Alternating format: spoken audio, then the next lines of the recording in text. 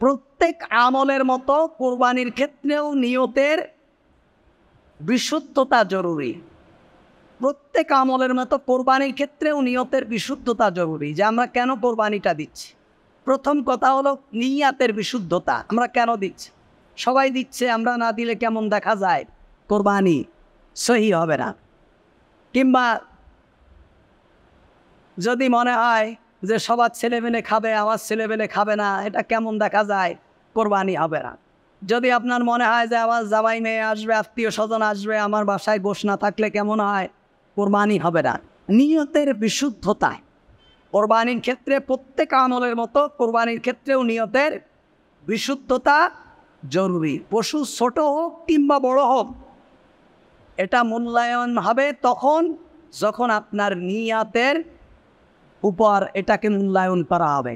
পশু যত ছোটই হোক, যদি আপনার নিয়ত সহি হয়, আল্লাহ সুবহানাহু ওয়া তাআলা পাহাড় সমপরিমাণ সওয়াব আপনাকে দান করবে। আর যদি নিয়তের বিশুদ্ধতা না থাকে, নিয়তের মধ্যে যদি কোনো ধরনের গড়মিল থাকে, তাহলে আপনার এই আমল, এই কোরবানি আল্লাহ তাআলার দরবারে কবুল হবে না। আমি তো কিছু কথা বারবার আপনাদেরকে বলি, প্রায় স্মরণ করায় দেই। কিয়ামতের দিন আমলকে গণনা করা হবে না। আপনি কতটা পশু কোরবানি দিয়েছেন, কত রাকা, কয় ওয়াক্ত নামাজ পড়েছেন, কত বছর জীবনের সময় আল্লাহর রাস্তায় কাটিয়েছেন, কতদিন সিল্লায় কাটিয়েছেন, কতবার মক্কায় গিয়েছেন, কতবার মদিনায় গিয়েছেন, এগুলো গণনা করা হবে না। আল ওয়াজনু ইয়াউমাইযিনিল হক, আপনার আমলকে সেদিন ওজন করা হবে। সুবহানাল্লাহ। ওজন করা হবে মানে আপনার নিয়াতের বিশুদ্ধতার উপর আপনার আমল ভারী হবে অথবা হালকা হবে। আপনি ইবাদত করেছেন পাহাড় সমপরিমাণ, কিন্তু আপনার নিয়াতের বিশুদ্ধতা না থাকার কারণে, হালাল সম্পদ না থাকার কারণে, অথবা আপনার মানুষ লোক দেখাবার জন্য ইবাদত করার কারণে পাহাড় সমপরিমাণ আমল, পাহাড় সমপরিমাণ তুলার সমতুল্য হালকা হয়ে যাবে। আর কিছু মানুষের স্বল্প ইবাদত, তার খুলুসিয়াত থাকার কারণে, ইখলাস থাকার কারণে, আমলের ভিতরে তার আল্লাহ সুবহানাহু ওয়া তাআলার প্রতি একনিষ্ঠ বিশ্বাস থাকার কারণে, হালাল রিজিক থাকার কারণে স্বল্প আমলই কিয়ামতের দিন মিজানের পাল্লাকে ভারী করে দেবেন। সুবহানাল্লাহ। আল্লাহ তাআলা বলছেন যে আল্লাযী খালাকাল মাউতা ওয়াল হায়াতা লিয়াবলুয়াকুম আইয়ুকুম আহসানু আমালা। আমি তোমাদের জীবন এবং মৃত্যু সৃষ্টি করেছি যাতে আমি দেখতে চাই তোমাদের মধ্যে আহসানু আমালা, আমলের দিক থেকে আহসান কারা, উত্তম আমলকারী কারা। আকসারা আমালা বলা হয়নি যে আপনার আমলের ভিতরে অধিক আমলকারী কারা, এটা বলা হয়নি। আহসান, উত্তম আমলের ক্ষেত্রে উত্তম পন্থা কারা অবলম্বন করেছে, আমলের ক্ষেত্রে বেশি আমল কারা করেছে, এটা বলা হয়নি। ভালো আমল কে করেছে, ভালো আমলকে দেখানো হবে। সুতরাং আমরা তো ইবাদতের ক্ষেত্রে মনে করি যে যত ইবাদত বেশি করব ততই লাভ, সিজদা যত দেব তত লাভ না, সিজদা যত দেব তত লাভ।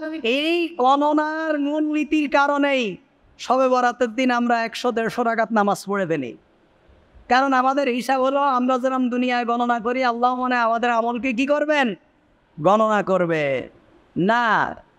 বরং একটা সিজদা 100 সিজদার থেকে উত্তম হবে যেই সিজদাটা ইতমিনানের সাথে আল্লাহর জন্য এবং খুলুসিয়াতের সাথে, ইখলাসের সাথে আপনি আল্লাহর জন্য করবেন। সুবহানাল্লাহ। এজন্য আমলকে অবশ্যই আপনাকে আল্লাহ সুবহানাহু ওয়া তাআলার জন্য করতে হবে এবং সেটাকে খুযু আন্নী মানাসিকাকুম, ইবাদতের পদ্ধতি নিতে হবে মুহাম্মাদুর রাসূলুল্লাহ সাল্লাল্লাহু আলাইহি ওয়াসাল্লামের কাছ থেকে। অন্য কোনো মানুষের কাছ থেকে ইবাদতের পদ্ধতি নেওয়া যাবে না। আল্লাহ তাআলা বলছেন, ইয়া আইয়াতুহান নাফসুল মুতমাইন্নাহ ইরজিই ইলা রাব্বিকি রাদিয়াতাম মারদিয়াহ ফাদখুলি ফি ইবাদি ওয়াদখুলি জান্নাতি। হে প্রশান্ত আত্মা, ফিরে আসো তোমার রবের দিকে, তোমার রবের দিকে ফিরে আসো এবং কি করো, রাদিয়াতাম মারদিয়াহ, সন্তুষ্ট এবং সন্তোষভাজন হয়ে আল্লাহর সন্তুষ্ট অর্জনকারী বান্দা হিসাবে ফিরে আসো। ফাদখুলি ফি ইবাদি, আমার বান্দাদের মধ্যে শামিল হয়ে যাও। অদখুলি জান্নাতি, এবং জান্নাতে প্রবেশ করো। সুবহানাল্লাহ। আল্লাহ তাআলার বান্দাদের মধ্যে শামিল হতে গেলে ওই যে সিরাতাল্লাযীনা আন'আমতা আলাইহিম, আল্লাহ আমাদেরকে সেই রাস্তা দেখাও যে রাস্তার উপরে তোমার নেয়ামত প্রাপ্তরা অতিবাহিত হয়েছে, যারা তোমার জান্নাতের সুসংবাদ পেয়েছে, যারা তোমার জান্নাতি, যারা তোমার কল্যাণ প্রাপ্ত, এরা যে রাস্তা দিয়ে অতিবাহিত হয়েছে তাদের রাস্তা তুমি আমাদেরকে দেখাও। আল্লাহ তাআলা বলছেন, অমিনান নাসি মান ইয়াশতারি নাফসাহু ইবতিগা মারদাতিল্লাহ, আর মানুষের মধ্যে এমন লোকও আছে যে আল্লাহর সন্তুষ্টির উদ্দেশ্যে নিজেকে বিকিয়ে দেয়, নিজেকে কোরবান করে দেয়। আল্লাহর সন্তুষ্টির জন্য নিজেকে কোরবান করে দেয়, আল্লাহর সন্তুষ্টির জন্য নিজের জান দিয়ে দেয়, আল্লাহর সন্তুষ্টির জন্য নিজের মাল খরচ করে দেয়, আল্লাহর সন্তুষ্টির জন্য নিজের সময় ব্যয় করে দেয়, নিজের মেধা ব্যয় করে আল্লাহর সন্তুষ্টির জন্য, আল্লাহকে পাওয়ার জন্য, আল্লাহকে রাজি খুশি করার জন্য। গতকালকে সূরা আত-তুরের তাফসীরে বলছিলাম, যখন জান্নাতীরা জান্নাতে যাবে, সূরা তুরে এসেছে, তখন একজন আরেকজনের মুখোমুখি হবে, একদল আরেক দলের মুখোমুখি হবে। তখন তাদেরকে খেতে দেওয়া হবে গোশত এবং বিভিন্ন ধরনের ফল ফলাদি খেতে দেওয়া হবে জান্নাতীদেরকে। এখন দুনিয়ার ভিতরে গোশতের সাথে বড় লোকেরা আরেকটা জিনিস খায়, যারা কি খায়, লাল পানি খায়, লাল পানি।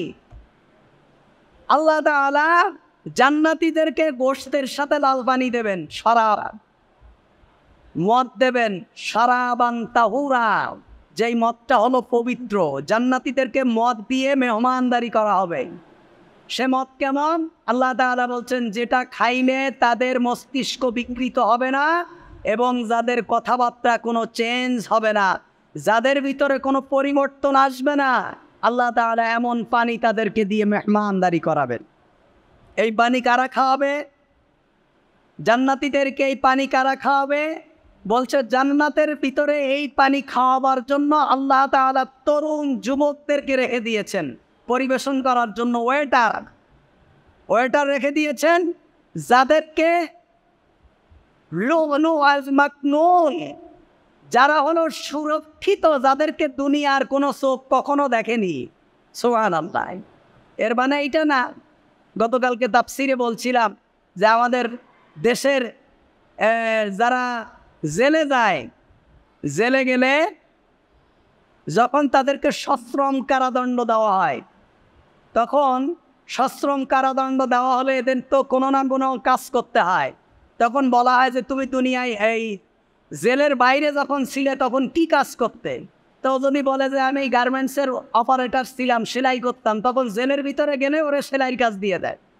যদি বলে যে আমি নাপিত ছিলাম, চুন কাটতাম, তখন ওরা জেলের ভিতরে চুন কাটার কাজ দেয়। যদি বলে যে আমি বাবুর্চি ছিলাম, তখন জেলখানার ভিতরে যখন সশ্রম কারাদণ্ড দেওয়া হয় তখন ওদেরকে বাবুর্চির কাজ দিয়ে দেয়। জান্নাতের ভিতরে এমনটা হবে না যে দুনিয়ার ভিতরে যারা ওয়েটারের কাজ করেছে জান্নাতে গেলে তাদেরকে জান্নাতীদের পরিবেশন করা হবে, এমনটা নয়। বরং জান্নাতের ভিতরে যারা ওয়েটার থাকবে জান্নাতীদের, তারা এমন সুরক্ষিত যাদেরকে দুনিয়ার কোনো চোখ কখনো দেখেনি। সুবহানাল্লাহ। তখন তারা পরস্পর যখন সামনাসামনি বসে পরস্পরকে বলবে, ভাই তোমার দুনিয়ার জীবন কেমন ছিল? তখন বলবে যে আমি দুনিয়ার ভিতরে খুব ভীত এবং শঙ্কিত ছিলাম। দুনিয়ায় আমি রিজিক কামাইয়ের ক্ষেত্রে আরাম পন্থা অবলম্বন করিনি, কিংবা আমি ভোগ বিলাসে নিজেকে মত্ত করে দেইনি, বরং আমি সবসময় শঙ্কিত এবং ভীত ছিলাম যে পরকালীন জীবনে আল্লাহ তাআলার দরবারে আমি কিভাবে হিসাব দেব। এই জবাবদিহিতাটা সবসময় আমার মাথার ভিতরে কাজ করেছে এ কারণে আমি সব সময় ভীত এবং শঙ্কিত ছিলাম। সুবহানাল্লাহ। তো যারা এই রীতি অবলম্বন করবে, পরকালীন জীবনে আল্লাহ সুবহানাহু ওয়া তাআলার সামনে জবাব দেওয়ার মতো জবাবদিহিতার মনোভাব যাদের থাকবে, আল্লাহ সুবহানাহু ওয়া তাআলা বলছেন তারা নিজেদের জীবনকে আল্লাহর রাস্তায় বিকিয়ে দেবে। তারা সতক্ষণ তাদের সময়, তাদের অর্থ, তাদের মেধা, তাদের লেখা, তাদের বক্তৃতা, তাদের বিবৃতি, তাদের শিক্ষকতা, তাদের নিজ নিজ পেশা যেই কাজ করবে, কার জন্য করবে? আল্লাহ সুবহানাহু ওয়া তাআলাকে সন্তুষ্টি করার জন্যই করবে। আল্লাহ তাআলা বলছেন,